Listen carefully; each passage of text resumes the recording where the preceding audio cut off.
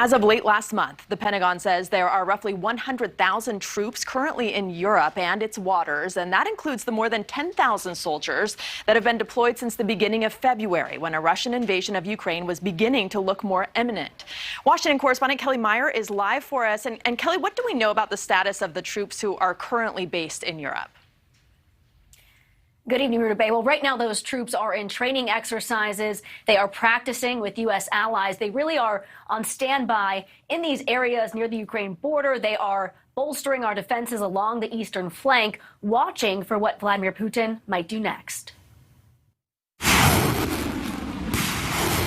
Russia escalating its assault in eastern Ukraine, its new focus in the war it launched exactly 2 months ago.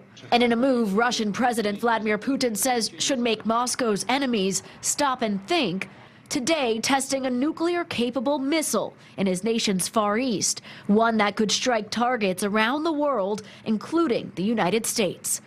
Watching Putin's next moves closely, some of the 100,000 U.S. servicemen and women as they train to defend NATO territory, some of which borders Ukraine. What we do on a daily basis is we train together. We'll go out to the range, we shoot, we practice. Lieutenant Colonel Craig Broyles helps lead the 4 multinational NATO battlegrounds in Estonia, Latvia, Lithuania, and Poland as the U.S. and allies practice together.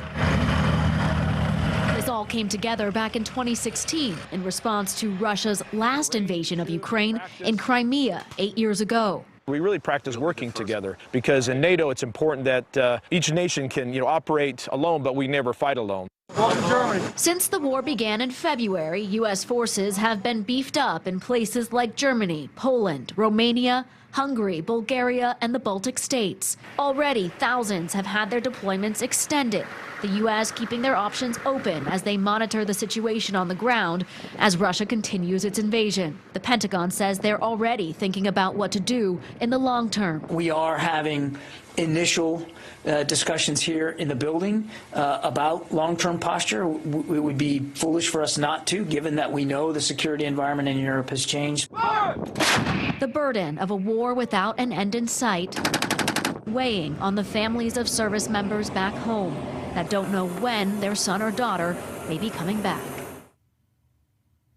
And President Biden at the White House just moments ago saying that this forced presence could change quickly just based on the world that we're living in now.